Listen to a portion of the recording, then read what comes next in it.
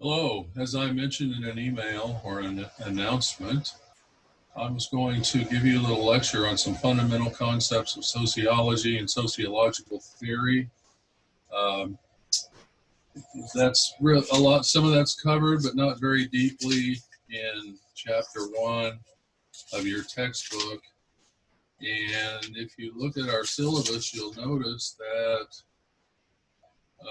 program student learning outcome Number 1 is to explain the theoretical, historical applied nature of the discipline. And number 3, apply sociological and theoretical perspectives. The course student learning outcomes. Number 1, compare and contrast the basic theoretical perspectives of sociology.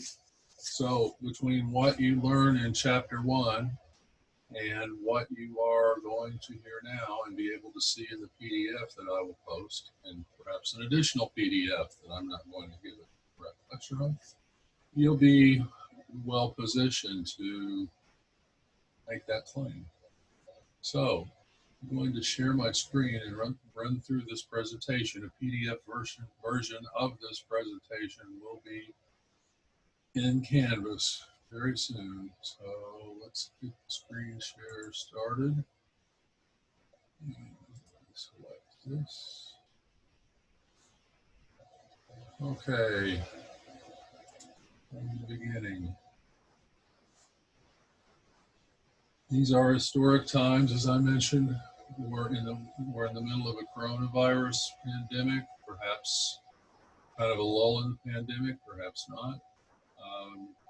An economic collapse of sorts, perhaps a depression, perhaps just a very serious recession, as well as public outrage over injustice towards African Americans sparked by the murder of George Floyd in Minneapolis. So a lot going on right now. A lot to try to understand from a sociological and theoretical perspective, using what one would call, and I will introduce you to, a sociological imagination. Let's start at the beginning. What is sociology? Now, you're taking social problems, but sociology is kind of at the base of that discipline. Social problems is typically taught in sociology departments. It's a little bit, the focus is a little bit different. There is a Society for the Study of Social Problems, a professional organization, as well as an American sociological organization. And they have conferences at the same time. So rather than the same material being presented in the ASA conference, there's a separate one going on at the same time in the same city, typically, because they have a bit different focus. I'm told they're a completely different group of folks than you would find at the ASA meeting, which might draw 8 to 10,000 sociologists to one building. It's quite an event. So, what is sociology? Real simple definition: the systematic study of society and social interaction. Well, what is society and social interaction? We'll get to that. But first, other definitions say it's the science of human social behavior. Not all sociologists believe it's necessary that sociology be a science, that it's possible that it be a science, or even that it's desirable. Some sociologists approach it scientifically, particularly those who use quantitative methods, a lot of statistics to do research. Um, Other sociologists feel that the point of understanding human social behavior is to try to change it for the better, to change social institutions rather, not human social behavior per se. Uh, some aspects of that may be beyond our ability to change, but some are. But definitely the institutions we create and what we think of when we think of the reality of the social world can be changed, because that reality is our creation. I'll mention that idea in just a moment. Harvey Mollich has a pretty simple definition that I like. Sociology is what comes from human beings interacting. Pretty straightforward. Another sociologist, survivor of the Holocaust concentration camp, Zygmunt Bauman, who died 2 or 3 years ago. Important theorist. Sociology is, quote, an analysis of the manifold webs of human interdependency. Interdependency emphasizes we are dependent on each other. We don't function as isolated individuals, even though economic theory might model us as that, as Homo economicus, it's called, if you take economics. I learned last night, reading a new book by a Dutch historian called Humankind, that in all the studies of human behavior and human groups, nobody's been able to find people who behave like the economists say the rational human agent behaves. However, they have found a relative of ours that does fit, chimpanzees. So that's if you take economics and you hear that term, economic man, it's an ape, it's a chimpanzee.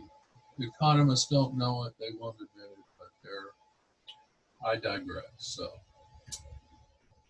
okay, and as I mentioned, a lot of sociologists feel you use this information to create social change. In some cases, to bring revolutionary social change, and that whatever you want to call a scientific understanding.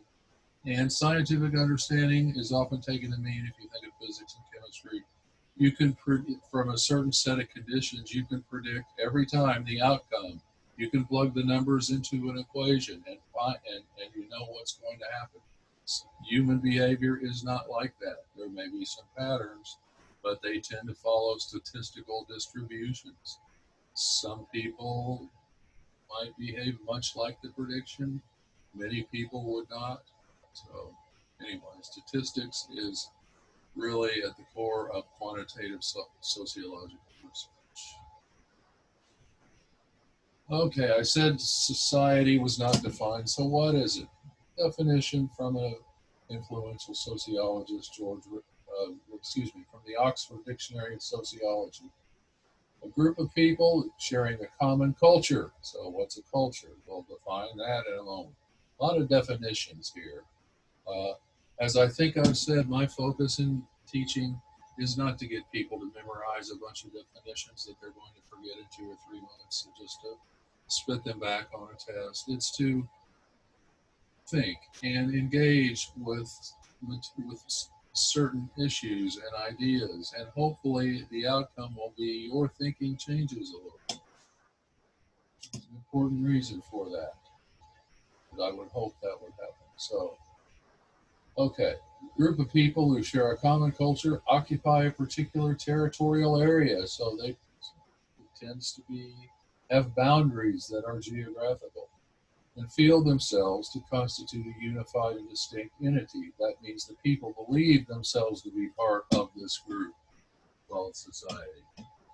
And, for most of it, it's all the people around us, really, are part of our society.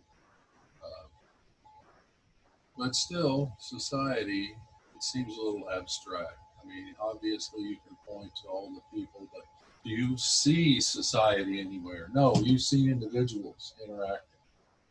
But some sociologists view society as a sort of a thing that can be treated and understood using scientific methods. You can derive laws of social behavior, laws of society.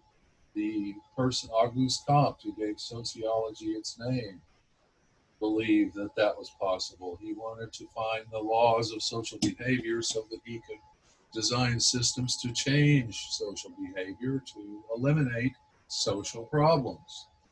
That is what some people call, in my view, a fool's errand. You're not going to get there. I see a typo here that I'll correct. Emil Durkheim, not Durkheim. First person to call himself a sociologist of the major theorists. He adopted this view as well. He said you should treat social facts, which are patterns of behavior, as if they were things and try to understand them. Randall Collins, society is just individual and group interactions, which is kind of where I stand. It's more or less the sum total of all our interactions. And the nature of those interactions has an impact on what kind of society we're in. So, Some people feel that society is, and it doesn't even exist, not that many anymore, an early symbolic interactionist. You've seen that term, I'll define it later. Charles Horton Cooley believed it only exists in the mind. That the, but then he wasn't completely sure that other people existed. So,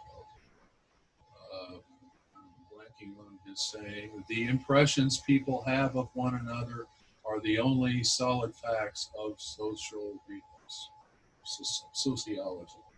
of the social world. So some would say that this notion of society is a reification. That's a fancy term that we study and use and drop at parties and such. Is treating a concept, an idea, as if it's a real thing, something you can point to. Now, society, as I said, it's not a real thing in the sense that if every human being sometime in the future boarded spacecraft and moved to a new planet, you wouldn't have something called society sitting around back here with the rocks and the oceans and so forth. So it's not that kind of a thing that other scientists study. But it's real, even if it doesn't exist in that same sense, because it has impact on people's lives. We experience, when we interact with others, we have experiences of something that can be positive, negative, neutral, and that is real. William I. Thomas, actually, his wife, it's believed now, his wife, Dorothy Thomas, came up with this, but William I., given that this was around the early part of the 20th century, and women were ignored to a greater extent than they are now in many realms. Her husband was given credit for this little aphorism that, and I'm going to use the term humans instead of men as it was originally written. But what humans believe to be real is real in its consequences. That in itself is a bit of paraphrase. But if you believe something has happened socially, someone has treated you a certain way, even if they had no awareness of it, if they didn't intend it, if you perceive it, it is real for you. Research has shown it has an impact on your actual body, on your physical body. So it's real. And most sociologists are kind of, in that zone where it's the sum total of human interactions, but it's not a thing. All right. Here's a few definitions again. Social behavior. We use that term a lot. What is that? Most abstract form that we have to thank Dr. Max Weber, famous, important sociologist, for. Any behavior that takes another person's needs, inclinations, or desires into account. Okay, so if it involves you're thinking about another person or doing something differently because another person is involved in the situation, that is social behavior. Social structure is really just the patterns of behavior and interaction and relationships, and these tend to be pretty stable. Something similar to social structure is what you've seen this word many times and will be used a lot in the textbook, institution. Those are just bundles of rules that describe how people in certain settings interact. It's not the building, it's the patterns of interaction which are written down somewhere typically. They're institutionalized. They don't have to be written down. So the family is an institution. There are certain expectations about how the parents behave and how the children behave in a family unit. Religion, for instance, education. It's a little different than structure, but pretty close. Something that's pretty close to society also is the idea of culture, but that's really just the toolkit people have to do what they have to do in the world. Symbols, meaning that could be symbols and ideas and values coming from religion, from education, from your parents, from myths, from the internet. The practices, things you do, material objects, the things you need to survive. What kind of clothes do you wear? What kind of house do you live in? What food do you eat? Okay. All these things that people have that they use to meet their basic biological needs, and it structures their interaction with other individuals and groups. And this is something that people learn. It's not something that's part of our genetic heritage. There are maybe some aspects of social behavior which are undoubtedly very deep within us. So recently I've come across some research that says that the impact of social behavior on our health has now been found. It's already been found in humans, and it's been found now and established in primates and other animals. So it's pretty deep. This notion that how others seem to interact with us has a profound impact on our physical selves. So, finally, a word you'll hear a lot. It probably will come up in the text, but maybe not till you get to the work and economy chapter formally, but undoubtedly it'll be mentioned before, is capitalism. That's the economic system that we live under, and it's right now the dominant economic system in the world. Before the fall of the Soviet Union in 1989, there were a number of countries that were nominally in name communists. They were more state socialist than communist. Distinction in search of a difference, perhaps. Communism is an end state that nobody has achieved, but they collapsed, and with them, most of the states that they dominated. And up until that time, there had been something like some alternative to capitalism. It wasn't working very well. Nobody really knew just how poorly it was operating at the time. But nevertheless, right now, capitalism is pretty much the only game in town. Although you still have a few Cuba is still holding out.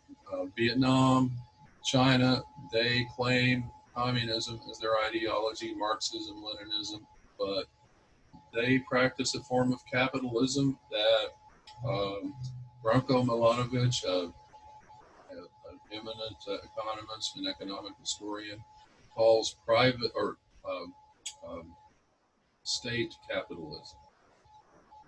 It's authoritarian, it's managed by the state, but you're still producing goods and services for sale on a world market. Many of for the most now in China, most I don't want to say businesses, but the companies that make things that are shipped to us, most of them are privately held. Most homes are now privately held. That wasn't the case 20 years ago. They moved rapidly towards something like capitalism. So this is a model of capitalism that's different than the kind of capitalism that characterizes other nations like the United States, Europe, Australia, New Zealand, Canada. Uh, that model he called liberal meritocratic capitalism, for what that's worth. So capitalism, economic system based on market competition. Companies compete, basis of price, on brand name, and so forth. Private ownership of the means of production. The means of production are the factories, the mines, those things, the places where people go to work. They sell their labor to the owners of the means of production. And all this production is done simply to make a profit that's typically reinvested in the firm, or it can be invested in something else, or loaned out as private capital through a bank. Um, so, the point is, in capitalism, capital and labor are privately held or owned and controlled. Capital, similar to the means of production, it's the banks, the factories, the shipping companies, all the big stuff that is very valuable. Labor, private. We can decide who we're going to work for. We may not always have much of a choice. In economic theory, they will tell us that if you don't like the wages, you don't have to take the job. Well, you can't always hold out for better wages in this world. That's one of the illusory aspects of economic theory. And it's that we are free to select our employment or reject it. We have to make a living. We have to survive. Some terms that you'll come across, just so you know what they are: a distribution. That's just kind of the range of the values of something. This is a distribution. In this case, it's incomes. As according to the 2010 estimate from the U.S. Census, household incomes. These represent $5,000 chunks here. So if you read a chart like this, by looking at this thing, here is the percent of households. So over here, almost 6% of households, now you can't probably see that in this, make between household income of $10,000 to $15,000. 3.5% have had incomes in 2010 under 5. Or, yeah, I think you get the idea. Okay, you see that it's kind of bunched up around here. The median income around in 2010 was roughly $50,000. The median is the midpoint. Half of the households make less, half of the households make more. The median divides it. It's not the same as an average. You took an average of this, it's going to be higher than the median. Why is that? Because of these folks out here.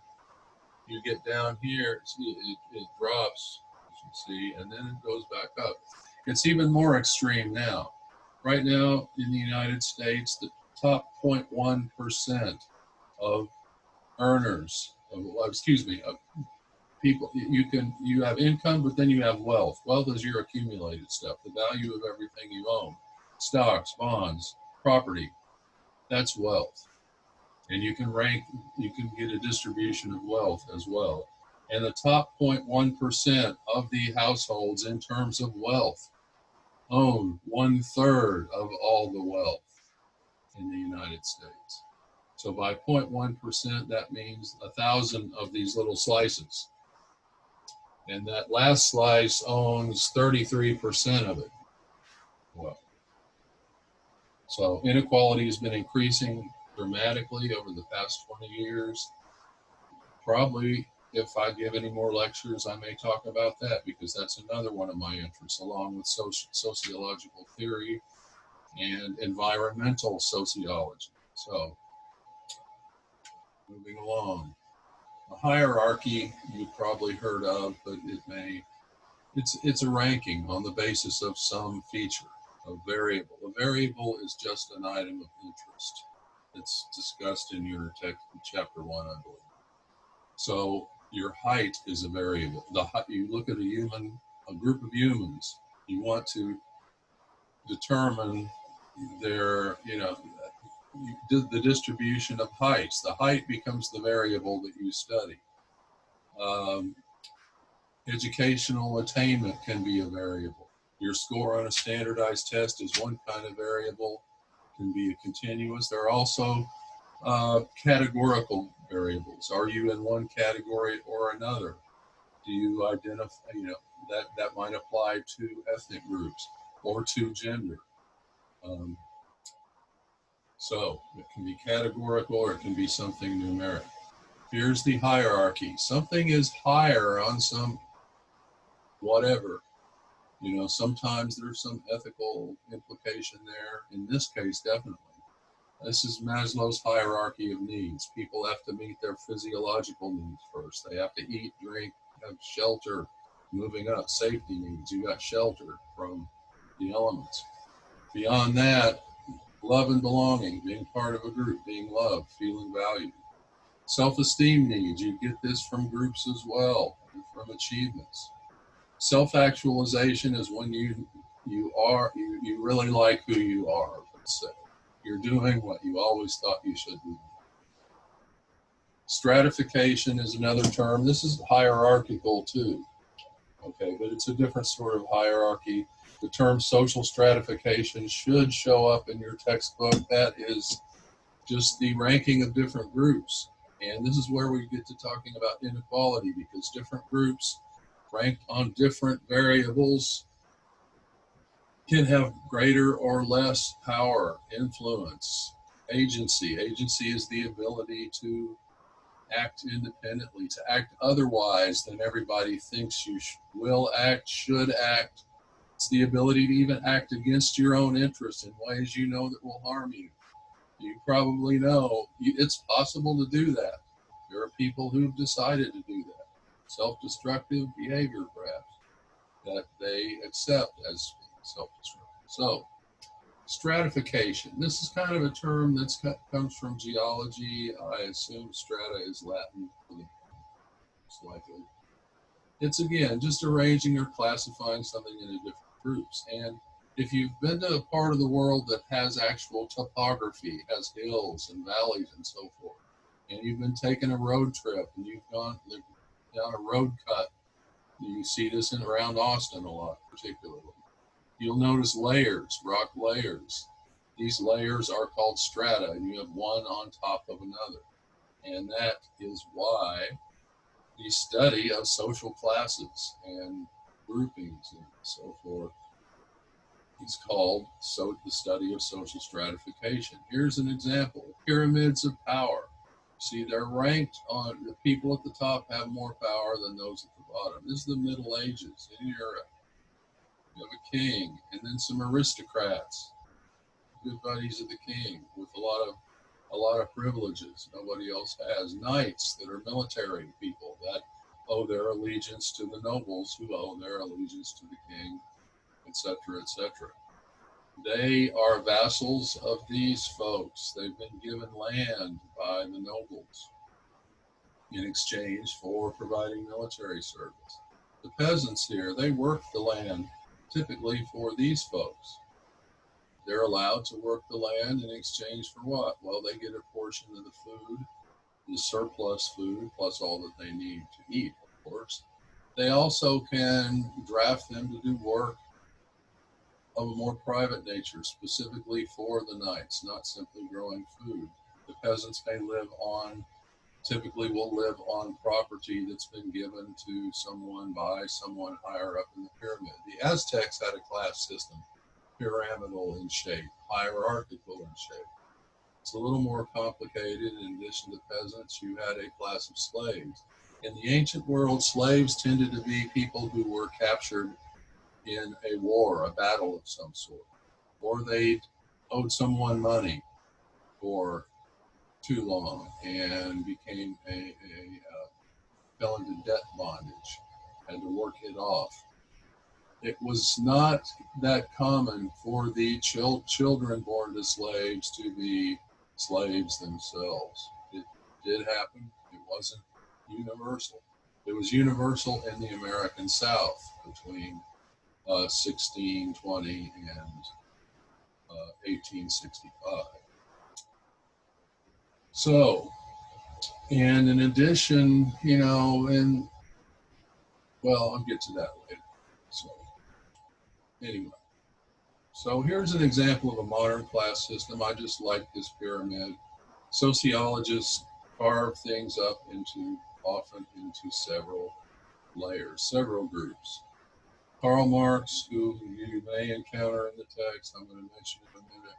For him, there were a lot of classes, but there were only two important ones in any social formation.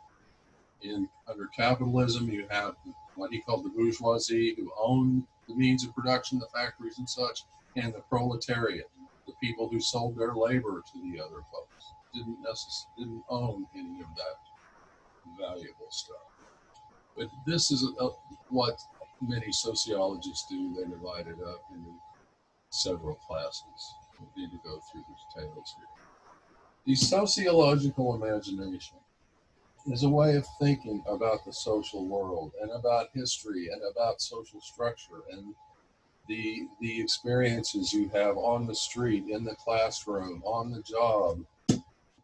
This notion was the title of a book written by Charles Wright Mills, published in 1959.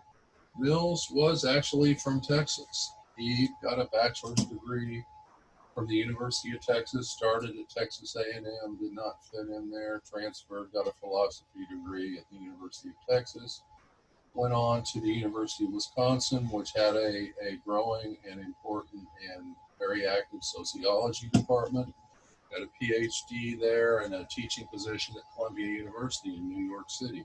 This is him on his way to Columbia University in Manhattan. He rode a motorcycle. He wore boots and a leather jacket. And this was in the era when a professor always wore a suit and tie. It was just expected. So Mills stood out, and he did not think most sociologists were approaching study of human social behavior the right way. He made a lot of enemies. He would get in people's faces and tell them that they didn't know what they were talking about. They were wasting their time. He said that what they were doing was of no use to most people.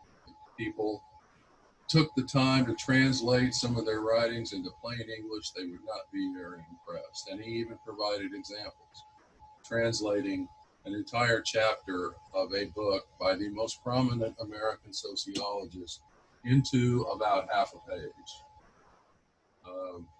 So he was kind of at war with the most prominent American sociologist who was at Harvard, named Talcott Parsons, who was he was one of the key theorists in something called structural functionalism, which you will see in your text, and I'll tell you what that's about later. Okay, so Mills proposed a new way of doing sociology, which would provide some ideas and some perspectives that would be useful to people that they could grasp. So what is this? Sociological imagination is just a way of looking at the world that tries to find the connections between these big structural issues and your life, what he called the private troubles of milieu, or personal problems of milieu. I just call it public issues and private troubles myself. For me, that's the key aspect of sociological imagination. How and why is this important? Well, it's common. You may have had the experience. You've been unable to find a job, and your parents or someone said, well, you're just not looking hard. Well, there are times, like right now, for instance, this moment, you would have a hard time finding a job. And anyone who told you you're not looking hard enough would not be credible. Nevertheless, we often give people that credibility, and we end up blaming ourselves. This is it's a form of blaming the victim, because there's nothing we can do about it. It's out of our hands. The fact that the unemployment has soared to levels not seen since, I think we're going to get to the point where it's going to approach unemployment levels of the 1930s, the Great Depression. It never got up higher than 25%, and we're getting there. It's already beyond the unemployment level, the peak of the financial crisis of 2008 to 2010, roughly, which most of you may have been children during that period and didn't really experience that. Hopefully you weren't looking for a job if you were a child. Anyway, so if their economic decisions are made, or for instance, the coronavirus pandemic, political decisions are made, probably for the best, in my view, for the best. The lockdown had to be, as far as I'm concerned. We could not do it both ways and see which one was better. So whether we're going to waste all that time we spent isolated or not by opening up and getting back together too soon or not, it's too soon to tell. There's evidence coronavirus, or COVID-19 is the name of the disease, is increasing in Texas. Maybe the state says that increase is in prisons and meatpacking plants, but it's going to stay around. It's going to float around among us, become endemic like the common cold, until we have a vaccine for it. So there's a lot still left to be learned about this virus. So I'm not going to make any claims beyond what I just said. So, trying to connect your own personal problems and see the connection with some big structural issue. We're seeing this on the streets right now, the protests that have been sparked by George Floyd's murder. People are talking about systemic racism, often institutional racism or institutionalized racism is another term for the same thing. It's racism, it's racialist practices that are built into the way institutions operate. That's These are things that you don't even have to be a racist to be facilitating these in an organization. You're just following the standard procedures because there's something about those procedures that has a differential impact on people of different races. Um, Someone recently published research showing that a healthcare app, which many hospitals use to determine whether or not a person with a given set of symptoms should be admitted to the hospital or discharged for outpatient treatment, that discriminate that adversely affects African Americans because the data that it uses, that it was trained to or used to develop the model that it operates on, doesn't take into account that poor people don't go to the doctor as often, don't get as many medical procedures. So they may have serious illnesses that they're not able to get treated because they can't afford it or don't have insurance. They're not showing up in the data that was used. So the model's all wrong.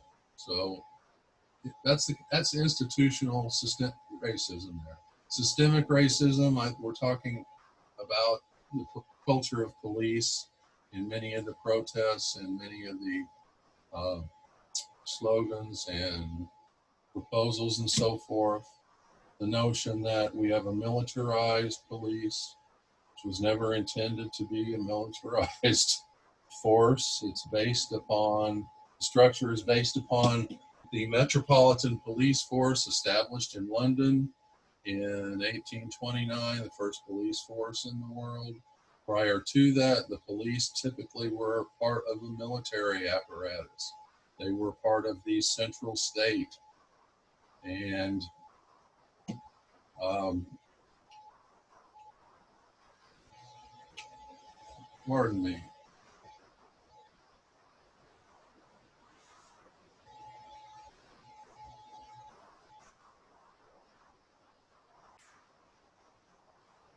Sorry about that. I just had to make sure this was being recorded.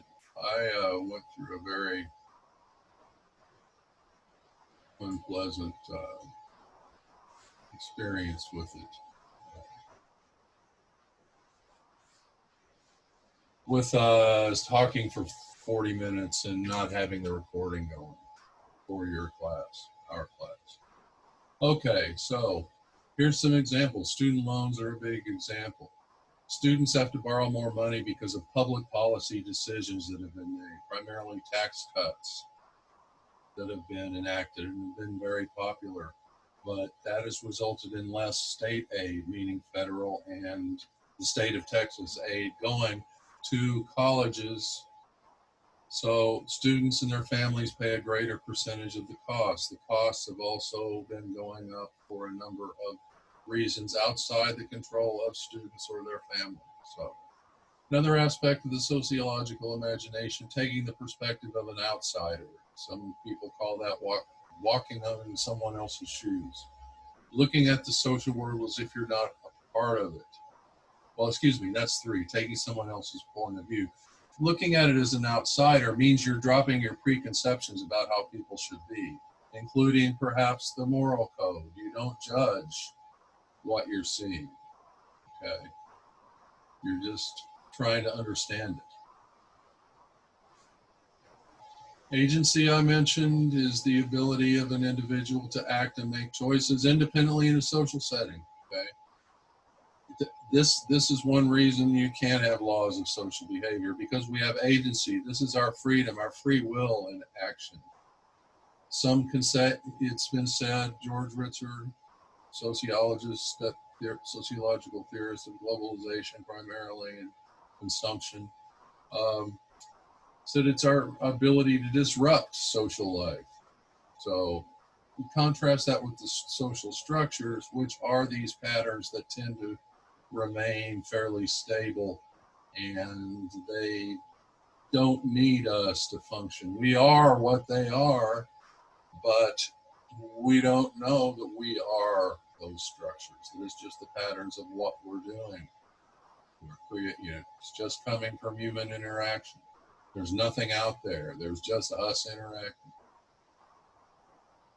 Anthony Giddens, a prominent sociologist, he said social structures have a dual nature. They prevent us from doing things, but they enable us to do things.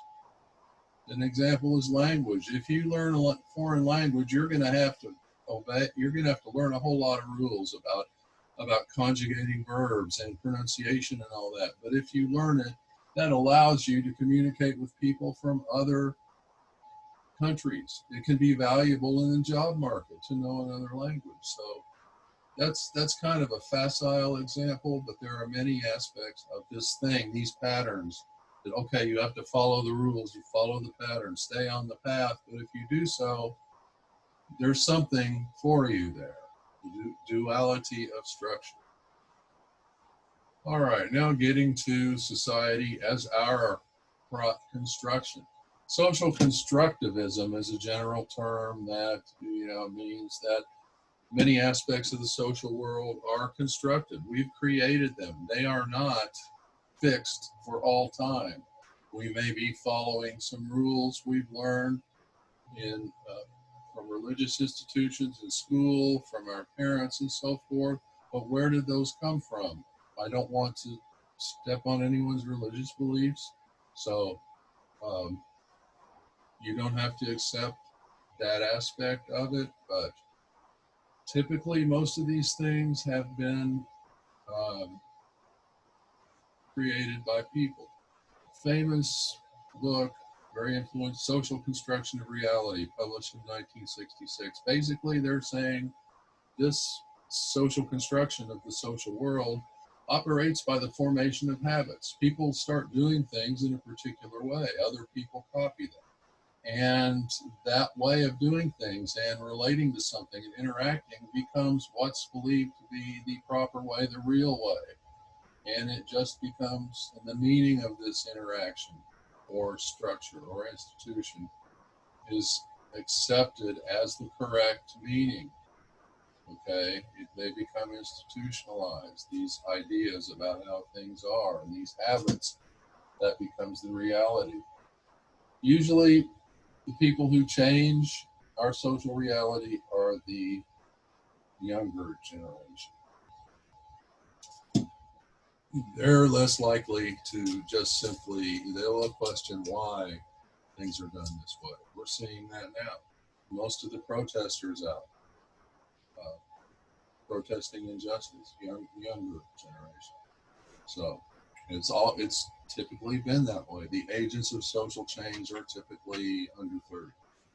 So some of the leaders often are over 30, and a lot of the young people that are out there protesting and struggling for change will retain that activism as they grow older, and that will not necessarily go away.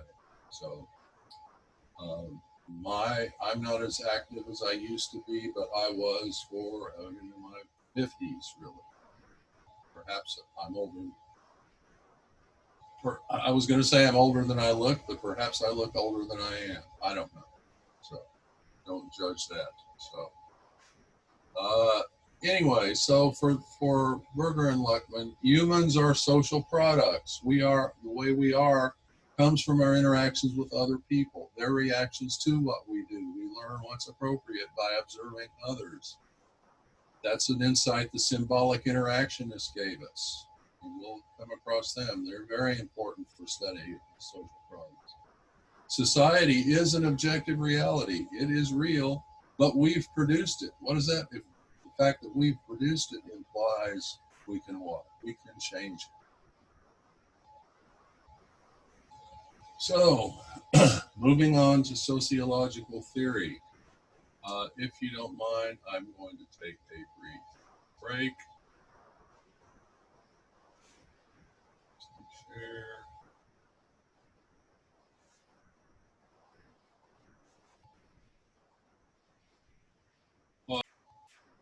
Okay, I'm back. Now we're going to move on to social theory. Uh, sure, I'm recording. And once again, so current slide. All right, I just got my copy of the textbook in the mail today. So I haven't had a chance to read through chapter one. I've read it in the past somewhere. I think in chapter one, they make the claim that there are three broad theoretical approaches to sociology. That's fairly typical for a textbook. Some include a fourth feminist theory, but I'm just going to go with three for now. Okay. There's no one theory that all sociologists accept. In chemistry and physics, uh, biology, for the most part, the big theoretical ideas from which other ideas are derived are deduced, they're all on the same page for the most part. You learn a canon, a core set of ideas when you study the hard sciences. Not so in sociology. There are competing theoretical perspectives, particularly the big beat between these two and derivatives thereof. Conflict theory and structural functional theory. These are theories of society as a whole. They're big picture theories. The symbolic interactionists, sometimes called micro interactionist theories, these are small scale, micro level theories. Human interaction, small groups, person to person, those sorts of things. This is where social psychology overlaps with sociology. So, as I said, sometimes you'll see feminist theory mentioned as a fourth theory group, but it can be considered part of the conflict theory tradition because one aspect of conflict theory involves a study, understanding, explanation of inequality. And the feminist movement was a rebellion against certain types of inequality between men and women. So, conflict theories, structural, functional, symbolic interactionists. There are other theories. And within conflict theory, you have feminist theory, something called critical conflict theory, um, which, like it says, it criticizes existing arrangements. This is the sort of social theory that at one level, it's aimed towards facilitating, stimulating, aiding social change in a way that liberates, emancipates human beings from a condition which is a problem, less than optimal, um, oppressive. Okay. Um, So, critical conflict theories are there's classical critical theory we got from some Jewish German refugees from Hitler who moved to the United States and wrote a lot about culture primarily. They were Marxists who had kind of given up on the idea of proletarian revolution, although when they were younger, they had been part of the Marxist socialist revolutions that took place around in parts of Germany at the end of the First World War and failed. Structural functional theorists, I mentioned Talcott Parsons. I'm oriented to the conflict school and within that critical theory school, the classical critical theory more than the other. Other critical theories are critical race theory. You may have heard of that, queer theory. There are a variety of them. I'm not that certain what sort of subtypes of structural functional theories are out there because I tend to look the other way when someone uh, assaults me with structural functional theory. So anyway. symbolic interactionist, micro-interactionist. There are subtypes of that. Now, as you read your book, you're going to see references, I think, to lots of other different theories. These are theories of what Robert Merton called a structural functionalist, Robert Merton. Theories of the middle range. They're not the big picture, but they're not small group dynamics either. They're in between. In my view, these are more like hypotheses that are derived from one of these three theory groups, from some assumptions of those groups.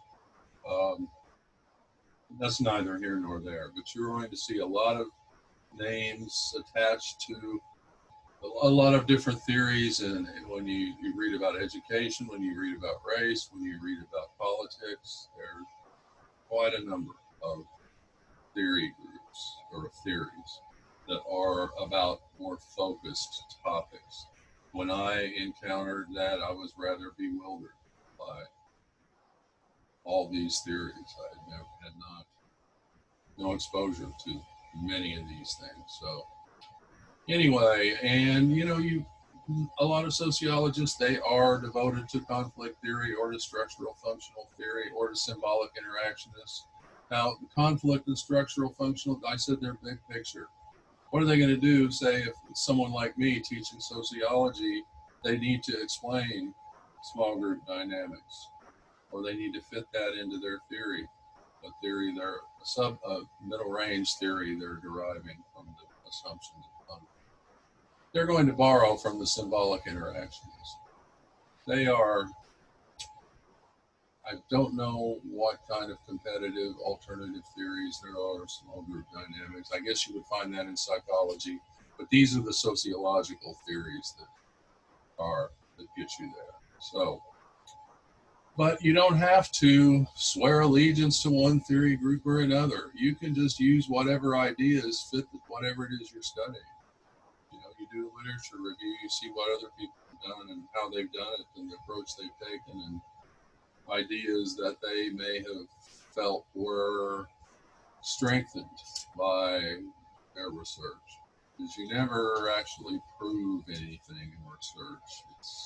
If you're using statistics in particular, uh, you fail to disprove it. That's a minor point. If you take statistics someday, you'll encounter plenty of that. All right, here's a chart. I'm not going to go through all this. The three big groups and what is the difference between them. The level of what holds society together? Why isn't it just anarchy, for instance? That's where they differ in a big way. Conflict theorists would say it's held together by force, by coercion. That could be physical coercion, the military, police, forcing us to behave a certain way, to go to work, to obey the rules, to stay out of certain neighborhoods. Or it could be mental, what's called ideology. Propaganda is another term. We just haven't learned to accept certain beliefs about ourselves and about the world that are really disadvantageous to the people that hold the beliefs, but they're advantageous for another group, a more powerful group. So that's what the conflict theorists would say, variants of that. The functionalists would say that the society is held together by agreement on values, and we engage in group rituals that strengthens those bonds between us. There's also a division of labor. We have to do, there are many different jobs that are part of producing all of the things that we need to live in the modern world. No one person can do it all by themselves. I mean, it's possible to go off the grid and raise your own food and so forth. You can do that, but there are no large scale societies like that. Whereas for the symbolic interactionists, we're held together by shared meanings, shared understandings. The same thing, something means the same to a group of people. So it could be, well, I'm not going to go too deeply into that. Okay. Strengths, criticisms, and who are some of the major theorists? Marx and Weber, I've mentioned both of those. Durkheim, I've mentioned. These three I'll mention in just a moment. Criticisms. Okay, the functionalists, I'll get one of the criticism of them. They believe society is basically stable, that conflict is abnormal. The conflict theorists say, for the most part, conflict is unavoidable, and conflict is between those who have more resources and those who have less. Now, whether we can ever reach a social organization which is conflict free, people differ on that. So the critical conflict theorists would tend to say yes. Many of the other types of the Weberian conflict theorists would say no. So, um, but social change, the conflict theorists can explain social change pretty well.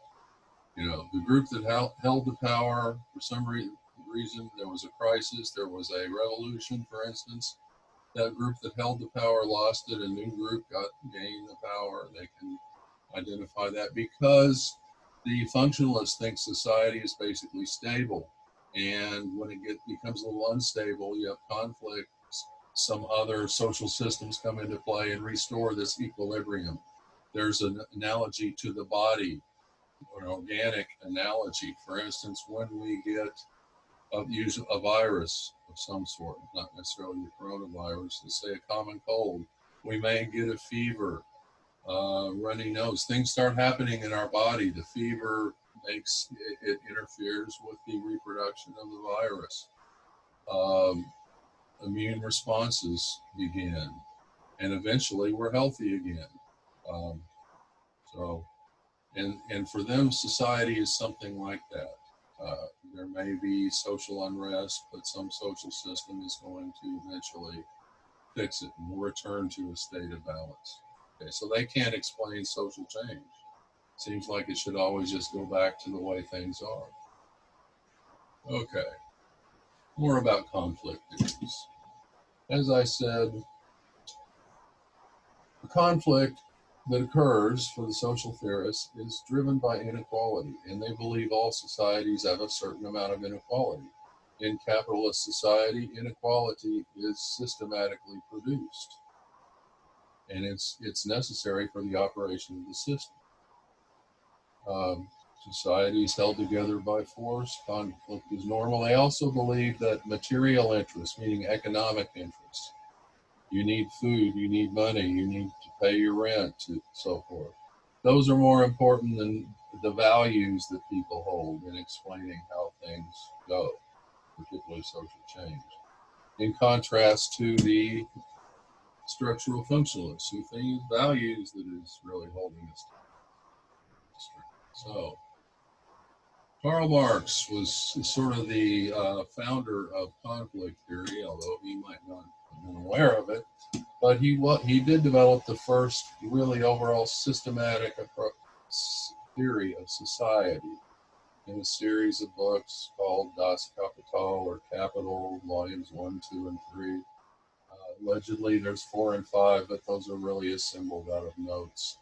So, published in 1867, very influential. This Marx is associated with communism, which some states claim to still be communist. The only ones that are close to being as they were before the fall of the Soviet Union is probably Cuba and North Korea. As I mentioned, China, Vietnam, many others have become uh, have adopted a form of capitalism. So Marx, one of the key things is he was the first person to say that social class, these groups that we are sorted into beyond our control, that we're born into for the most part, and have a big effect on what happens in our lives, that this idea of the class we are in has any impact, explanatory value at all in understanding social change and social life. People knew there were classes, but they just assumed they would always been there. There was an idea called the Great Chain of Being, which was common to ancient Greek philosophy. It dominated the thinking of the Middle Ages. That a creator God had just put all this order in place, where some people had just more status and power than others, and it was just the way the universe was made. And to try to rise from your class to another, that was almost a revolt against God. It was not wise to do. So you might take a look at this biography of Marx. It's a short video. It's interesting. I disagree with part of it because, it said Marx's writings did inspire the Russian Revolution and several others, but there were many aspects of the system that was put in place after the revolution that Marx would not recognize as anything like what he had in mind as the state of society we were moving towards. Now, Marx believed in the inexorability of social change. We would move through stages of capitalism to socialism to communism because that is preordained by not a God perhaps, but by history as an abstract concept. He'd studied history and he thought this is just how it operates. So he considered himself a scientist. Max Weber is probably the most important of the classical sociologists. His ideas are still all over the place in sociology. They're very intelligent. This is an oversimplification, but an important book he wrote, The Protestant Ethic and the Spirit of Capitalism, which itself was an oversimplification. And historians take issue with a lot of the details, but he showed in that ideas and not just material economic interests were part of the rise of capitalism, were important in explaining specifically religious ideas and values. Structural functionalists, there's a lot of stuff here you can read if you like. Most of this, social structures have functions. There are things they do to stabilize the social system. For instance, this Davis and Moore, some functionalists, said inequality is functional. We have to have it. Why? Because you have to have economic inequality. Surgeons have to get paid more than plumbers. Because if they were paid the same, why would anyone go to school for as long as you need to go to school to become a surgeon if you can make the same amount of money fixing toilets and sinks? We had to have a salary as an incentive for people to work hard to get the job. Functions can be intended. You call those manifest. It's obvious. This is what we designed the system to do. It's also latent function, unintended consequences. A couple examples here. Dysfunctions are unusual. You don't have social change so much as collapse. And most of these social systems contribute to the persistence of the status quo, the way things are, this equilibrium. Because they and they all kind of are integrated into a whole. Talcott Parsons, who wrote a huge theoretical opus about all this, he was very fond of dividing everything up into groups of four. When I was in undergraduate school, we had to memorize a lot of Talcott Parsons' ideas because that is what people have been taught. In the 1960s, people became aware of C. Wright Mills. His approach, the writings of Marx, became much more available in the United States in English, and the nature of the 1960s led a lot of people studying sociology to think about more revolutionary approaches to social change. The 1960s feminist movement, the environmentalist movement came from that era. The anti-war movement was very powerful and affected a lot of people, and led a lot of people to a career in sociology. And they were not on board with structural functions. Durkheim is often associated with functionalism. He's not, so he's more than that, but Durkheim would say crime is functional. What function does crime have? Well, it reinforces the rules.